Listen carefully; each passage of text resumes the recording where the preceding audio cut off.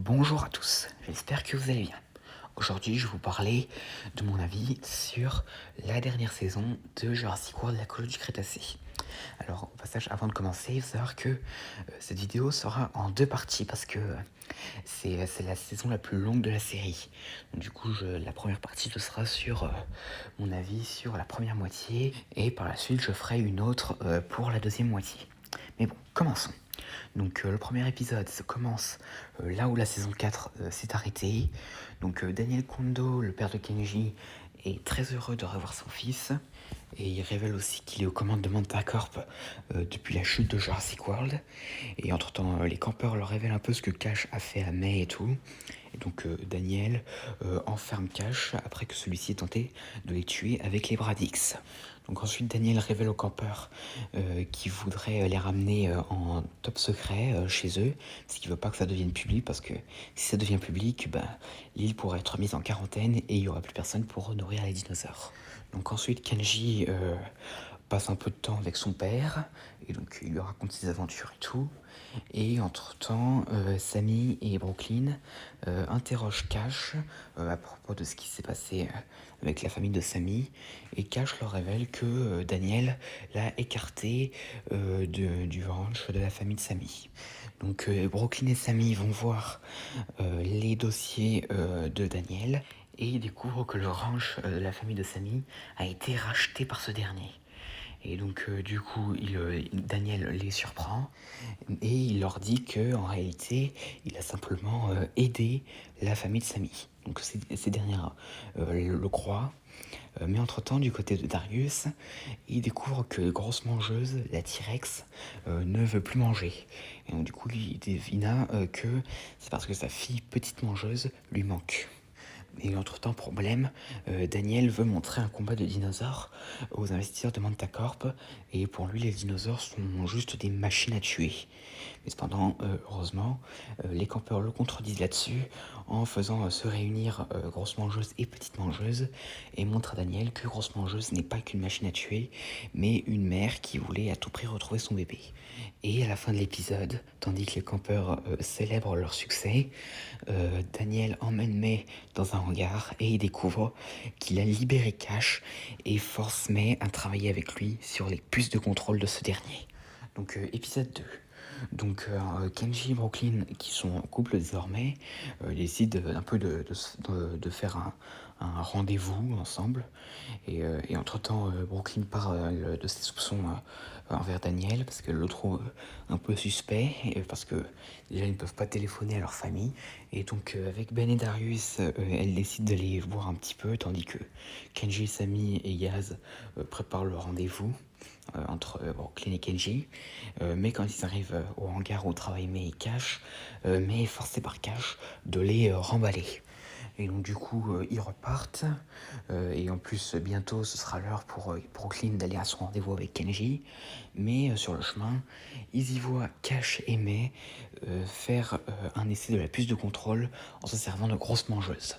Et entre-temps, Kenji parle du fait qu'il veut faire un rendez-vous avec Brooklyn, mais cependant Daniel n'est pas vraiment pour. Enfin, il ne le dit pas à son fils, mais il le cache pour lui.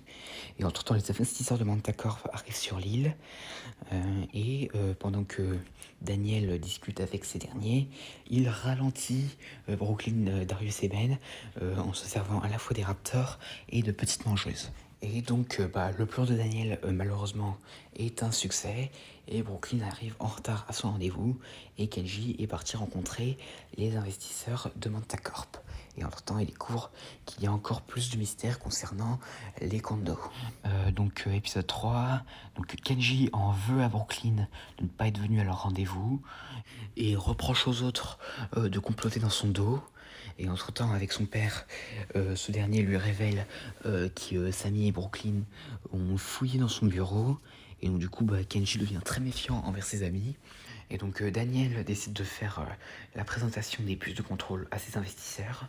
Mais entre-temps, il remballe Cash qui devait l'aider à faire la présentation et le remplace par Kenji, ce qui met Cash très en colère. Et donc entre-temps, May remet aux campeurs des espèces d'appareils pour faire exploser les puces dans le crâne des dinosaures. Et pendant que Daniel fait la présentation en se servant du Spinosaur, de deux raptors et de grosses mangeuses, les investisseurs en prennent le contrôle et font un combat de dinosaures.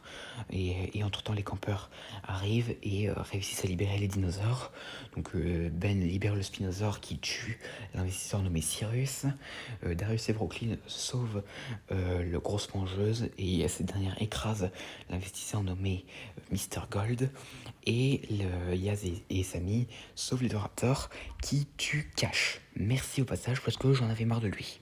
Et donc ensuite, Kenji prend le contrôle de drone et remet le Spinosaur dans le désert et les deux raptors et les deux T-Rex de leur côté dans la forêt.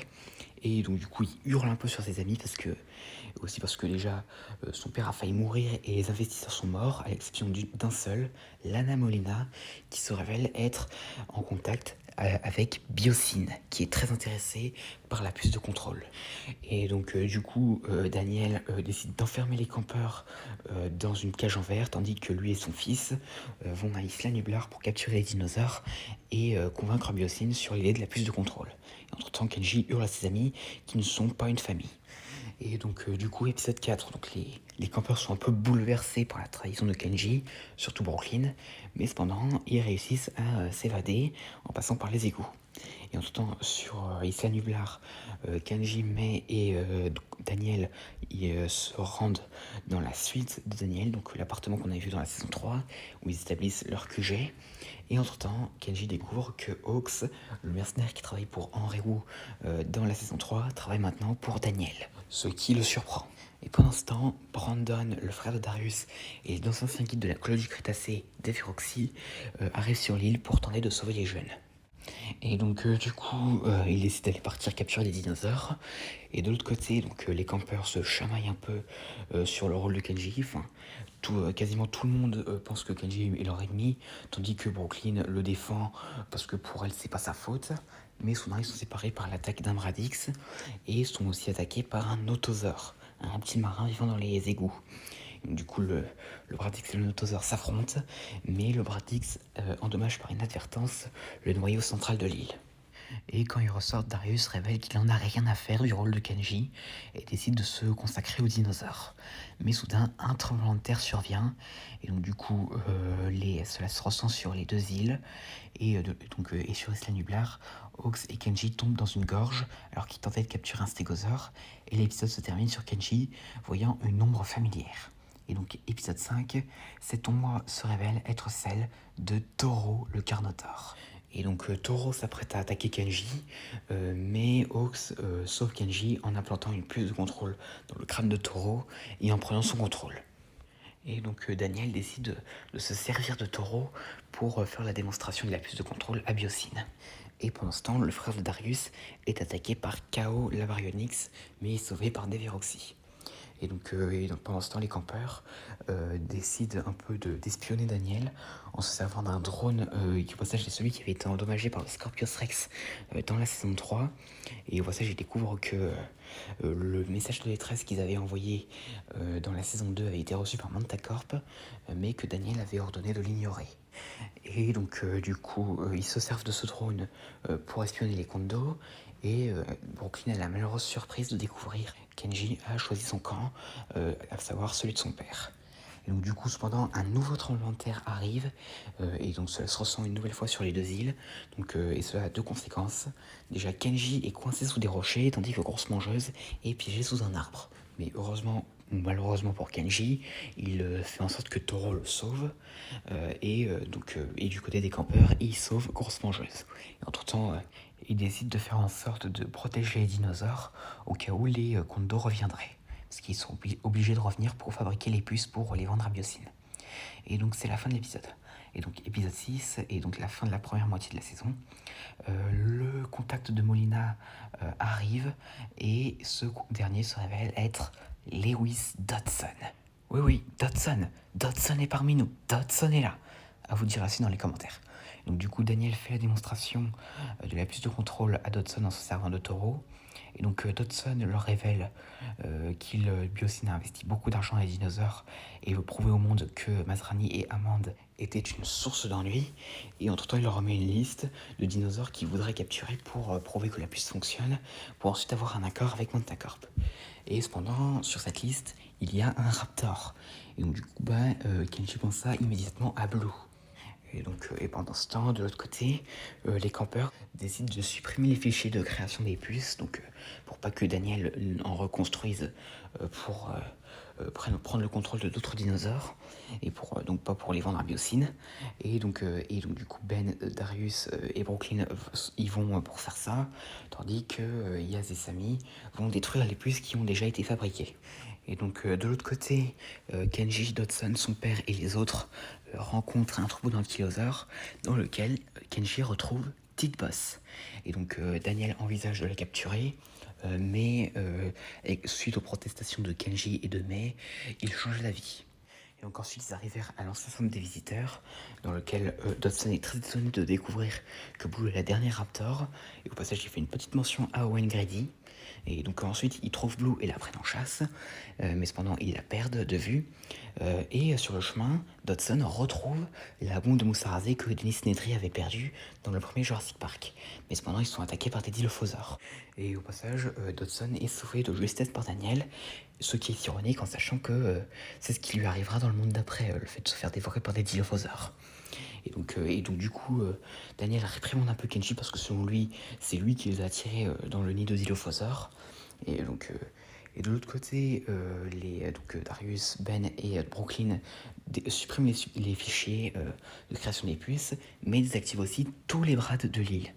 Et donc de l'autre côté, Kenji découvre que Dodson et son père, Daniel, ont capturé Limbo, le baryonyx, et un dimorphodon.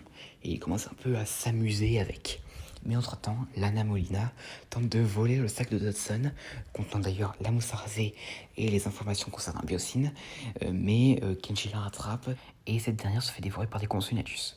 Et donc par la suite, Kenji est félicité par Dodson et son père, et pendant que les autres campeurs se célèbrent un peu d'avoir détruit les puces et les brades. Et donc c'est la fin de cette première partie. Donc alors, si je devais résumer ce que j'en ai pensé de cette première partie de la saison, alors je trouve que c'était bien meilleur que la précédente.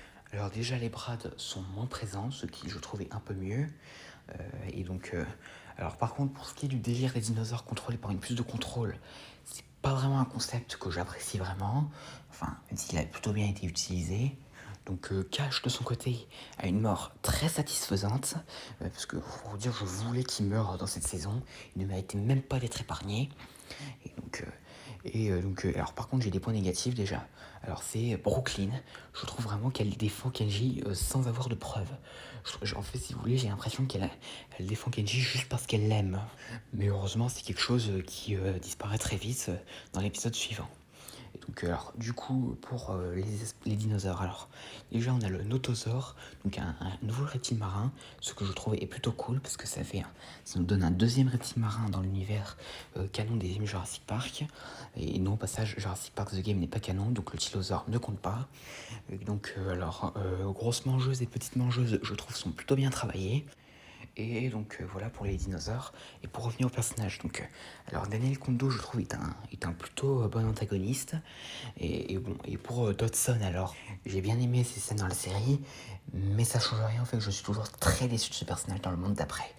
Parce que déjà, pour rappel, je suis déçu de ce personnage dans le monde d'après parce que il n'a pas de charisme, de prestance, on s'y attache pas. Enfin voilà quoi. Dodson, c'est une grosse déception pour moi dans le monde d'après. Et donc, alors du coup, pour Brandon Bowman, donc le frère de Darius, alors je trouve, alors c'est un spoil un peu pour la prochaine partie, mais je trouve que lui et Dave Roxy n'ont pas assez de temps d'apparition. Et au passage, dernier point, j'ai trouvé ça plutôt étrange que Limbo et Chaos, donc les deux Baryonyx, aient été séparés dans cette saison. Ce qui est étrange parce que ce sont les deux derniers de leur famille après la mort de Grimm dans la saison 2. Et donc voilà, c'est juste un détail, mais bon, je trouve quand même un peu bizarre que ça ait été fait comme ça. Et donc voilà, donc si je devais donner mon avis pour cette première partie, c'est 6 sur 10. Et donc voilà, j'espère que cette vidéo vous aura plu, n'hésitez pas à me dire ça dans les commentaires, et à la prochaine pour la seconde partie de mon avis sur cette saison.